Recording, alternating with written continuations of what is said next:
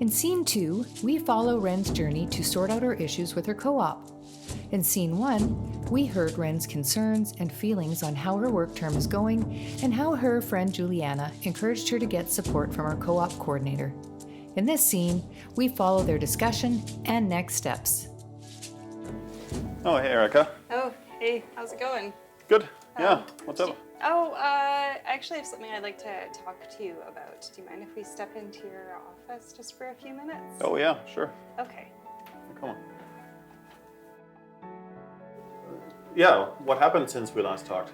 I think I mentioned the student Wren who's working with one of your companies, Cormorant. Yeah. And so we've had to talk a little bit more, and so she's let me know that it's okay that I discuss with you a little bit further. I think it's right to loop you in. And so what Wren is feeling right now is pretty isolated and unsupported at her work site.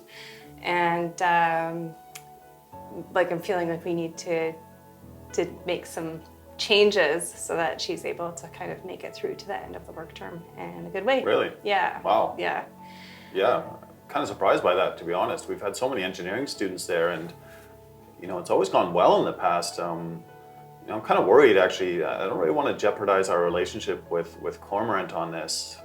If we really blow it up, what do you think we should do? Yeah, I think Cormorant's got the work that they need Wren to complete, but she's really, I asked how things are going with her supervisor, and there seems to be some communication gaps there. And then, as you're aware, the Cormorant offices aren't located at the place where she's working, so her work site is, she doesn't really feel like there's anybody that's on her team there either. And so I was hoping that we could sit down together and just come up with a way forward so that Cormorant gets their surveys done and gets the community engagement that they need to get their construction project completed. And also so that Wren feels like she's got a team of people behind her supporting her to have a good work term. Right, yeah. And have you spoken to the supervisor there, or, yeah, like I said, yeah, sort of I haven't surprised. yet, just because this is somebody that you know better than I do, right? So I thought it would be best if maybe you were willing to be present at a meeting where we're all there, just, you're supporting your employer and I'm supporting Wren, and I'm hoping that maybe somebody from the nation could be involved in that meeting as well. It feels like there was an opportunity that was missed right when Wren started, where she could have been introduced properly at the band offices. And so because that didn't happen, she's been treated like a guest the whole time. And so that's really stopping her from being able to get the job done that she needs to get done for Cormorant. Right, yeah. Kind of surprised that we're just hearing about this now. I mean, it's halfway through the term. Yeah. Yeah. I mean, don't it's know, unfortunate, right? Everybody wants things to work out and hopes for the best. And I would say, I guess I could have checked in sooner. This is Cormorant's first Indigenous student placement. And so knowing that we're kind of breaking new ground with this employer, it would have been possible that I, could have checked in a couple weeks sooner, and then we would have been able to make this course correction. But we can't really look to the past. We kind of have to look forward and see how we can make this a positive experience for everybody with the remaining weeks that we have in the work term. Right, yeah. Yeah, I gotta be honest, I mean, they've hired so much in the past, I didn't even pay attention to their job posting. I wonder if they even looked into any of this work before they thought to do this kind of targeted hire. Yeah, to be honest, I'm not sure either. I was just so happy that Wren got this placement because it seemed to match up pretty well with what her career interests are.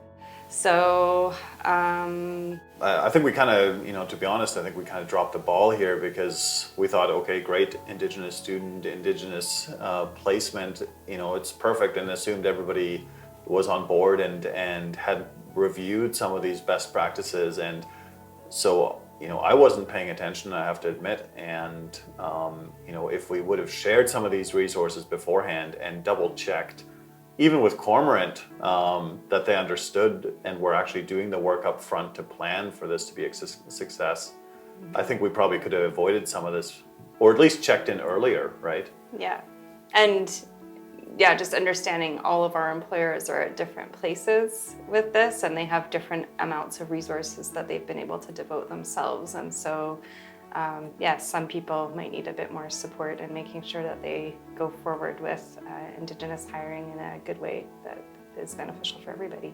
This experience with Wren and Cormorant really just makes me feel like we need to kind of firm up our plans and our steps for helping students and also helping employers make sure that they don't get into the weeds. So do you have any ideas for like how we could use these resources to support employers and students? It reminds me there's this WIL Resource Hub, and there's some assessments on there about crafting a job posting and what to plan for beyond, to really ensure that people are not siloed or treated as a rubber stamp. Maybe that's something that I should go over with Cormorant on. For sure, for next time. But I think maybe something that we could send them to help prep for this meeting. I think there's a self-assessment that employers can do as well. Right. Yeah. And that kind of guides them through the self-reflection, and probably something they need to do some thinking on before they come to the meeting. Mm-hmm. Awesome. Okay, so are you okay if I follow up with Cormorant with these resources? Yeah, absolutely. Can you CC me on that? I will do that. Awesome. Excellent, thanks. All right.